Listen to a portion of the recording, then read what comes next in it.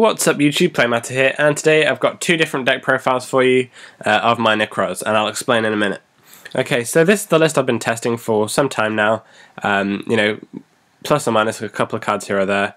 I've been quite liking focusing on if I'm being made to go first, being able to make the Djinn lock with the lance is nice, and just having the combo pieces there, and having, you know, a different option for each card, so like for my outs to the Djinn lock, so I can Veiler his level chain to stop him from even being able to send it, or Armageddon Knight, and then I've got Book of Eclipse, Book of Moon, Dark Hole, and Regeki as my live Djinn lockouts. So I'll just quickly run through the deck. We have 2 Denko because I always choose to go second, Djinn, 3 Veiler, 3 Manju, 3 Senju, and 2 Shrit, and then we've got 2 Bro, 2 Klaus, Gungnir, Trish, 3 Unicorn, and 3 Valk.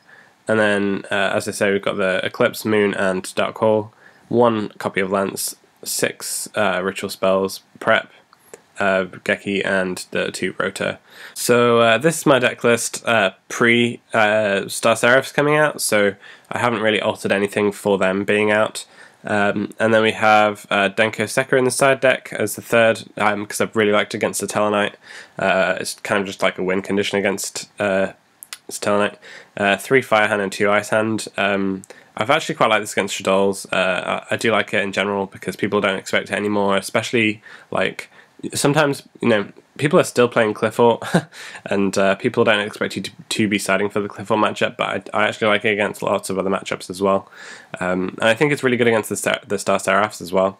And then we have 2 Kaiku, 3 Maxi inside for PA. Then this is for the Nekroz only, really.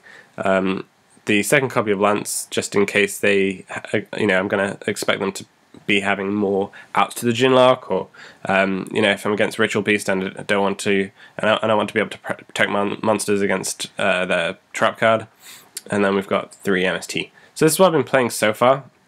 Now it's going to completely change. The idea of this video and my next video is that I've kind of stumbled across, you know, whilst watching YouTube videos and deck profiles, this kind of idea of building your deck specifically to go first in Nekroz, and that really intrigued me. So I've kind of left that video until next time. We have the Nekroz going second deck profile from this point onwards in the format. You can see a lot of things have changed. I think going second, when you want to try and either you know, talk your way into going second, or you know, rely on your dice rolls allowing you to go second, or just relying on going against decks that aren't the mirror match. So like Tellarknight will make you go second, Shaddol will probably make you go second in game 2 and 3, just because of their floodgates. So they can, if they can set up like a crush card, like even and Bending Abyss as well, like they all want to go first. So building your deck to go second isn't a bad choice. So I'll just go through the deck list. We've got the Dance Princess as a, you know, searchable monster out to the Djinn lock. We've got 2 Denko Sekka, Djinn, 3 Manju, 3 Maxi, 3 Senju. Like Maxi's also kind of like a sort of an out to the Djinn lock as well, because they're probably not going to go all the way from Unicorn into Larval Chain into Classless. And if they do, then you've probably drawn into something that'll search your Dance Princess and your Decisive Armor, or you know, one of these guys, and they don't have the Lance, or you've got MST for their Scolding or whatever. And then we've got 3 Senju, 2 Shrit, 2 Bright, just the 1 Classless, because you don't want to maximize on your search cards in this particular variant because of Shared Ride, essentially. People who are going first are going to be having 2 to 3 copies of Shared Ride for game 2 and 3, and in the mirror, like definitely people are going to be playing it in the main deck, and if you are going second, then they might have it set, so you're not going to want to you know, maximize on all your search. And you know, 1 Classless is enough, but I personally do prefer 2, but in this build I think Classless or 1 is correct. 1 Decisive Armor, it's really good against, it's fantastic against Shaddolls as well, like really good against Shaddolls. Nekroz Gungnir to kind of like Unicorn and search the Gungnir straight away if you have loads of other search cards in your hand, just because then you can choose when to keep things alive, and then if they ever try to mind crush the Gungnir, you can obviously just chain it and they lose the card from their hand, which it's obviously bad for them to do, but I've seen a lot of people do that against me, and basically go at -1 for that. And then we've got Trish, 3 Unicorn, 3 Valk. I've kept in this build one of each of the different outs to the Jinlock. I think Book of Eclipse and Book of Moon are really bad against like Shadol and Stellanite, and pretty much loads of Rogue I think they're really bad against, which is why I wanted to have the extra copy of Dark Hole and then Regeki, just because obviously this deck's going to be dice rolling, it's not going to know what it's going to go against, so it's going to just always choose to go second if it wins dice roll. So kind of you want to make sure that you don't just prepare for Nekroz. 2 MST because floodgates, and you don't want to just lose out to that one copy of Fanny's Temptiness, or the mistake they managed to draw. So this is kind of, and people are main decking that stuff at the moment as well. So I think 2 MST is fine. 6 of the ritual spells and the prep and Regeki.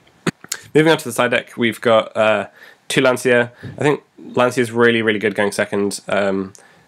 I think that obviously, like, if they're not going to really be banishing anything turn 1, but if they do Valk and then they've got 4 cards in hand and want to use 2 ritual spells to put themselves up to 6, then you can just Lancia, and then they have 4 cards in hand and you have 5 when you draw for your 10. Obviously it also stops Trishula from banishing anything you have. If you chain it to Nekroz Mirror, then they can't banish anything, so you can force them to get rid of the good cards in their hand and field to summon that Trishula, or they just basically lose their mirror. And then 3 Fire Hand, 2 Ice Hand I think is still good. I'm not sure whether this is more appropriate in the going first or going second side deck yet, but I'm keeping it.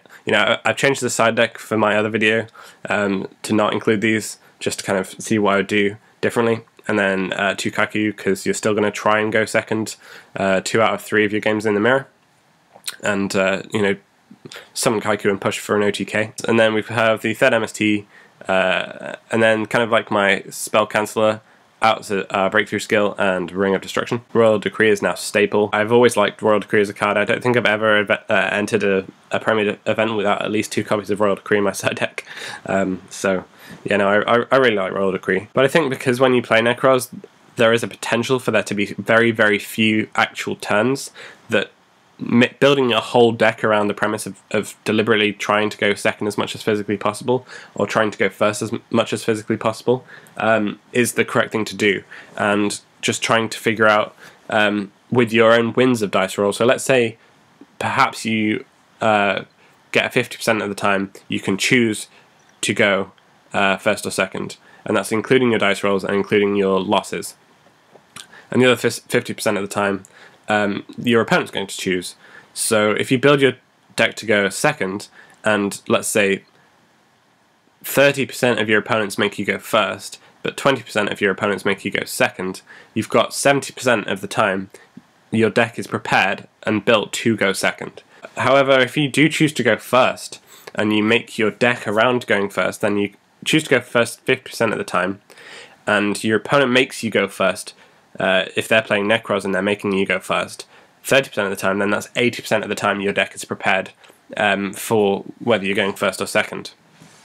So they're both very high, and this is why I think you should definitely build your deck either one way or the other. Like previously, I kind of had my deck built so that it doesn't matter which way I go, and like sometimes it's good to go first because I can Jinlock with a Lance, and other times it's good to go second because I can Veil all their stuff and win the next turn. Obviously that figure isn't going to be the same for everyone, and it's a very vague and very kind of prediction based rather than fact based percentage. But I think that kind of 70% versus the 80%, you might want to consider building your deck to go first. I think there is a very high percentage of players that will not be expecting you to choose to go first against them, and that simple mind game can put them off their entire first or second turn. So yes, my next video will be my Nekroz going first deck profile.